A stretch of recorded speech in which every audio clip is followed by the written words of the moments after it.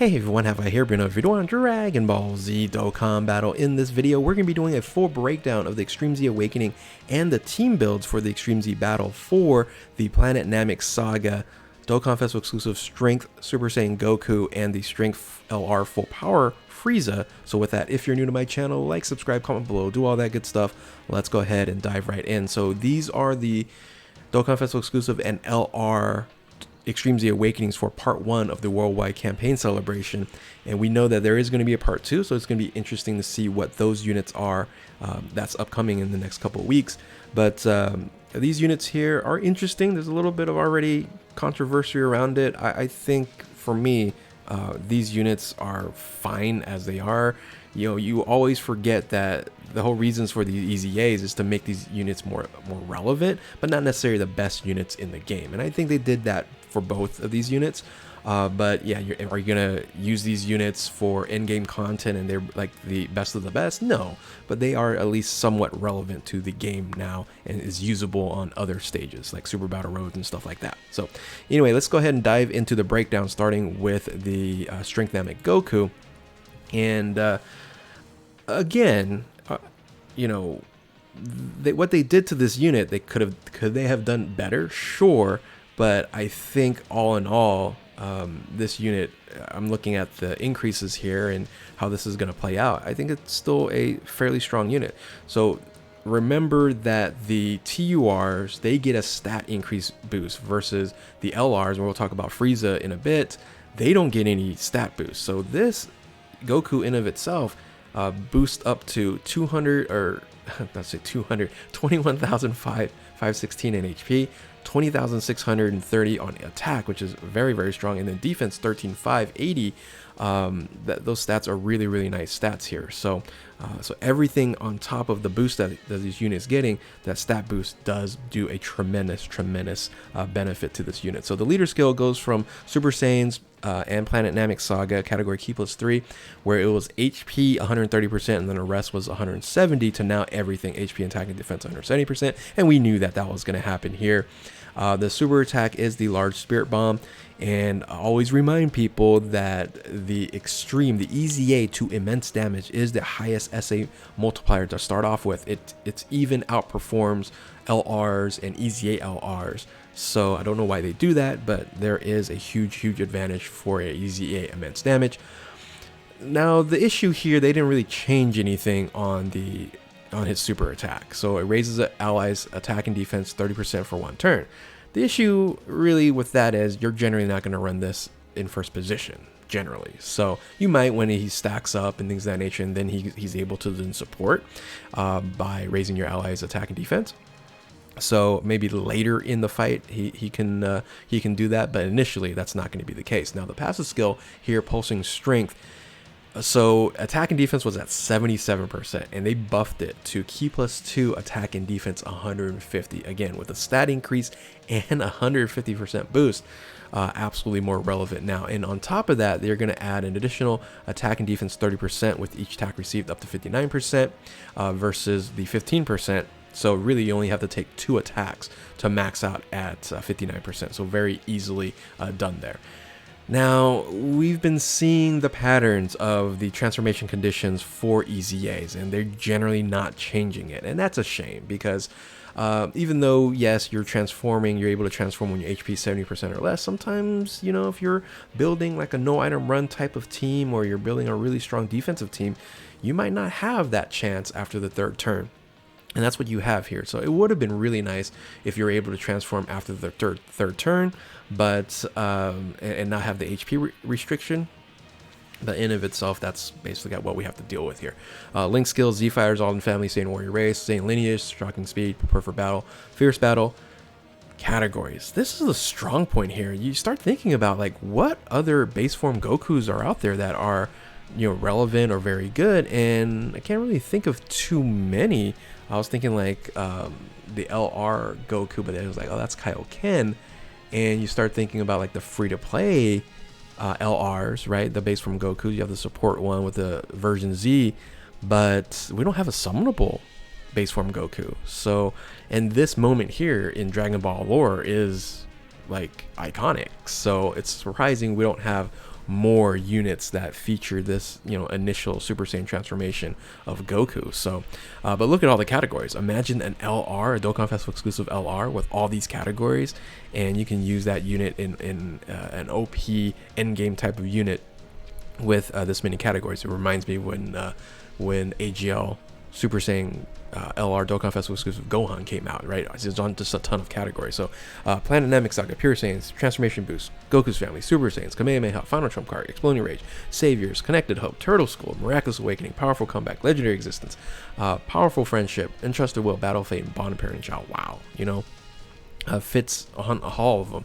But maybe that's why a lot of people are upset, that they say, oh, they could have done this, made this unit better. And I'll tell you one thing they could have done, just one thing they would have changed here on the base form, that I think a lot of people would just not complain anymore. And they would have just added the defensive stack to the non-transformation state, the base form state here. If they just added the stack there, and then you're like, oh man, I can't boost up, or I can't stack my defense until I transform, you wouldn't have that issue anymore. You can still begin to stack your defense, and then when you transform, it's just going to be a more powerful unit, and really it is. So let's go ahead and move on to the transformation state here.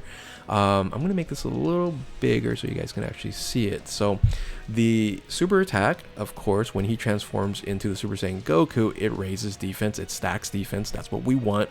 That is one of the most valuable skills we have in the game right now. And then it causes immense damage to enemy and lowers attack and defense. So lowering attack and defense is an added benefit here. In reality, I wish they would have switched it, right? Because later in the game, later in the game, I think it would be beneficial to have the attack and defense raised by 30% for your allies.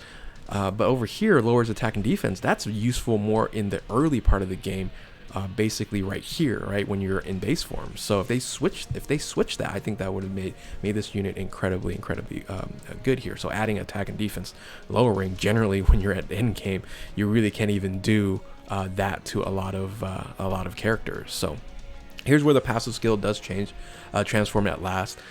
The boost, it's a high boost here. I think a lot of people are like complaining. I'm like, look at the boost. You go from 80%, remember you have a stat increase as well, a major stat increase from 80% to then 180%. So they added 100% to attack and defense plus 3 to key. And then you also continue to have this additional boost here, plus an additional defense 59% when HP is 77% or less. Now, they could have just done like after super attack or stuff like that. You do now with this unit have to watch out on your HP and where everything is at. I hate 77% because there's no marker for 77%, right? It's like a little bit past halfway of your 7 blocks that you have in the in your bar. I wish, here's the thing, that if they want to start doing stuff like this with HP and percentages, have them start putting like exactly where your HP is.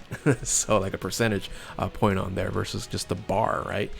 Anyway, everything else there really didn't change, right? You also continue to get a additional attack 59% for the rest of the battle after receiving an attack, so that's always nice there. Medium chance of guard. This was already a part of the unit prior to. They just didn't change it. I think a lot of people were asking for a high chance. A medium chance is a 30% chance, which is, yes, a low chance to guard. And then once you activate guard, you guard against all attacks for 4 turns, and then have a high chance of performing a critical hit. So you just need a proc it, and then you're guarding, which makes this unit then incredibly strong. And this is why I say, okay, now at the later stage of the unit, you can actually use the raises right here. This super attack up here raises allies' attack and defense by 30%. You can't use lowers attack generally in the lower game there, in the end game there. So again, they could have fixed that. But all in all, this is going to be a very usable unit. This is going to be a relevant unit. Again, maybe not the best for Cell Max or like certain red zone stages, right? But I think it works fine. So this also has a third transformation. It does have an active skill rage mechanic here, where maybe you're in a tough situation or you have a bad rotation. This actually can help out very nicely, and can be activated when 50% or less, starting from the 5th turn of the turn.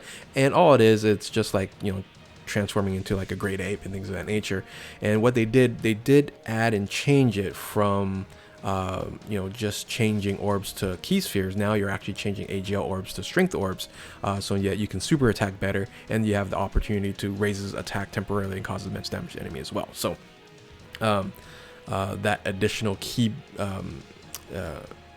super attack is beneficial, and at least it will do some additional damage. So yeah, that's the unit here. There are a lot of people saying that this is a overly bad EZA. I think when people start using them in certain stages and stuff like that, he's not going to be overly that bad. Again, I wish they would have made some of the changes I spoke about, but overall, it's a old unit that got an EZA. You start thinking about all the other ones that we've had. This is not a surprise that it's kind of a mid-tier and not breaking the game or making the best unit game. Again, this is an old unit. So now let's go ahead and dive into the Strength Full Power Frieza. It is interesting that we have two versions of this, right? We have the AGO one, which is just way better, and then now we have the old OG Strength Full Power Frieza, and we don't have a base form summonable LR Goku, right? Weird. So let's talk about the changes here. Let's make this a little bit bigger. Again, kind of go back here. There's no stat increase. LRs just stay normal. It would have been nice if they would LRs would get like maybe like 1,000 to all the stats. That would have been a nice change of pace. Maybe they do that in the future, who knows. So the category leader skill is full power, and it goes from 130% to 150%. And I think they did these 130% LRs wrong with the secondary leader skill, where they just don't change it. They should at least made it to like 120 or even 130 or something like that, just to make it a little bit more useful, more valuable, you know, possibly in Battlefield and things of that nature. So I don't know why they just left the secondary leader skill as is. It's pretty much worthless at 100%. Super attack here is they added a raises attack and defense for 1 turn, causes mega colossal damage to the enemy, and so that's a benefit here. It's mega colossal damage for the 12 key and the 18 key. And the 12 key here, they used to you used to sacrifice 8% of your HP, which is quite a bit. Now it's reduced down to 5. 5 is still a lot, and I don't like that feature of this unit here, but I understand why they do it, because your passive starts to benefit from a reduction of HP. Now, your 18 key is greatly raises attack and defense, where it was before it was just greatly raises attack for 1 turn, causes mega colossal damage to the enemy. And here's where all the changes are here. So you get a key +4, which is great. Before you didn't get any key, or I think you got +2 to key, maybe not +4 to key, but you get more plus to key. Great. Attack and defense, you go from 80% to 120%, so not a huge boost. Comparable to that to Goku, like you went from the transformation state 80% to 180%, and you have LR type stats. For this unit here, you go from 80% to only 120. Okay, so again, a little perspective there. Then you also get additional defense 40% when performing a super attack, so that's an added layer on there. Attack effective against all types if it is an ultra super attack, so that is new there as well. So before you would get plus to key and a small attack boost for like 90%, 70%, 50%. Now it's 80% and 60% is all they care about, and you get an additional attack 40% and +2 to key. So you basically max out at 60% or less. You're going to have attack basically +80% and then another +4 to key.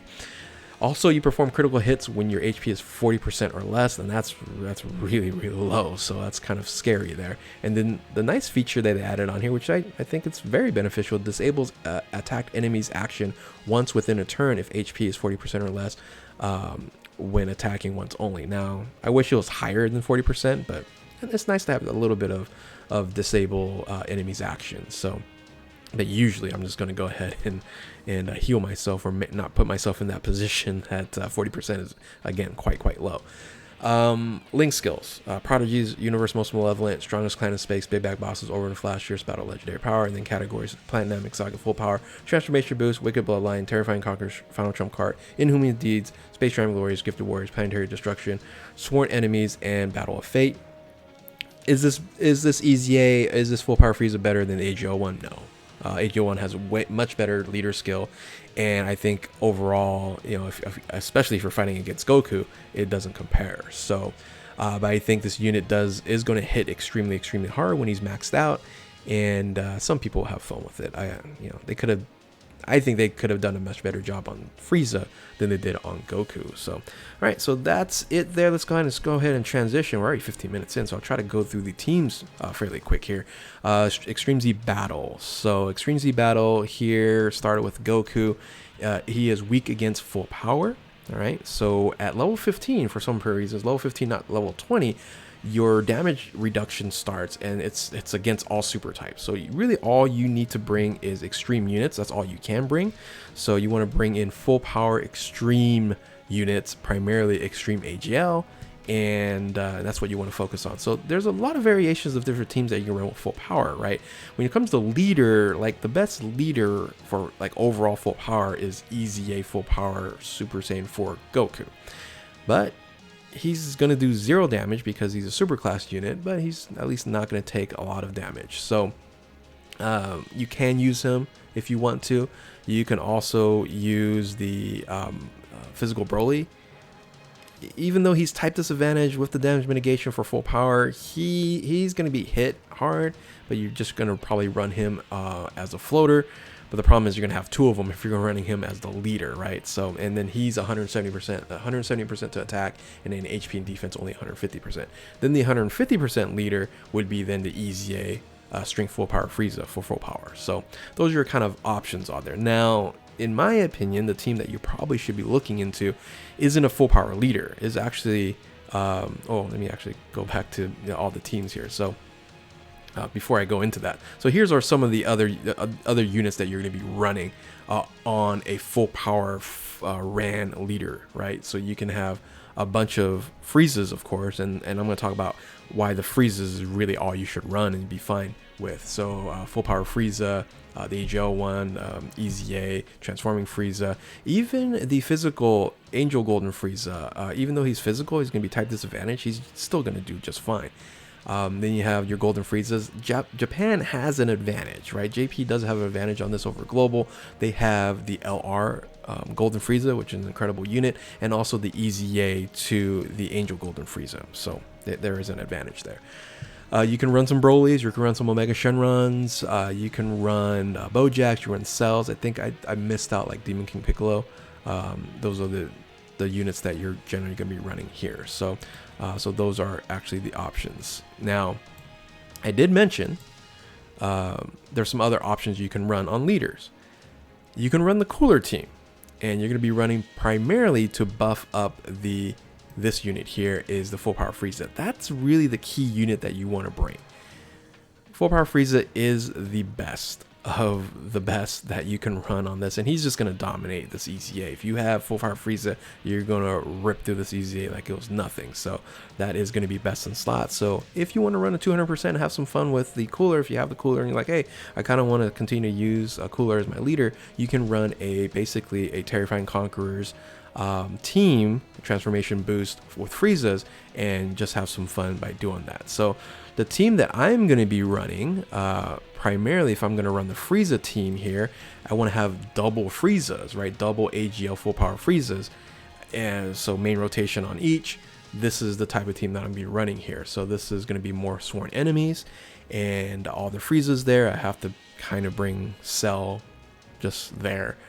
Because there's not another sworn enemy team on there. I could have brought you know what, come to think of it, I forgot about Planet Namek Saga is his leader skills, so I could have brought in some other support units. So you can bring like the Ginyu Force units, stuff like that, but they're not full power. Never mind, they're not full power. Okay, that's the reason why. So yes, these are my options. They're full power, full power, sworn enemies, and Planet Namek Saga. So you can't bring the Ginyu Force. So we'll talk about Ginyu Force a little bit later. So you have some alts here as well as Cell. Again, I think I failed to mention Demon King Piccolo before, so those are some options there. And then finally, the team that I might mess around with to run with this is a Cooler team with basically Friezas and Bojack for support there. So again, you can run some fun variations of it, but this should be fairly easy if you have this bad boy on your account. So let's talk about LR Full Power Frieza. This is going to be fairly easy too if you have the right units. Of course, being a LR EZA, It's weak against legendary power, so you want to bring LRs. You're going to take less damage with Planet Namek Saga units, and you don't have a lot of choices, right? When it comes to Planet Namek Saga, it's a very small team of at least super units that you're going to be running here. So you can bring, of course, Ginyu Force as a leader. You can bring in the new EZA, Super Saiyan Goku, or of course the AGL Frieza there. Again, you can run extreme units on this fight here, so I think running the Frieza is going to be fine, but the person who's going to be MVP on this is going to be in Super Saiyan Goku, Namek Goku, especially because you're fighting against a Frieza. He does additional damage, he does a bunch of stuff, he just wrecks anything Frieza. So if you have this unit, this should be a very easy EZA for you to run. So the team that I'll probably be bringing is something like this. I'll bring in the full power Frieza and then all the Namek Saga LRs. That's pretty much what I'm bringing here. JP has another advantage here, being able to bring another support unit in Ginyu Goku. But the TURs that you can bring, like the couple TURs you can bring, being Namek Goku, or the Strength EZA Namek Goku, or Ginyu Force on the team, and they're just kind of there for taking less damage. They're not going to do any damage because they're not LRs, and remember, only LRs can do damage to the the LR EZA battles. So that's probably the team I'm going to be running here. Again, this is the team I'll be running. The teams I'll be running for against Goku. This will be the teams I'm going to be running against Frieza, and there you have it. If you have any other comments or questions, or if you enjoy this video, leave a comment in the comment section below. I love hearing your guys' comments there, reading those things. So, and yeah, if you enjoyed this video, like, subscribe, do all that good stuff. And yeah, thank you all for watching. Enjoy your Extreme Z battle. Keep on Dokkaning. We'll catch you next time. Later.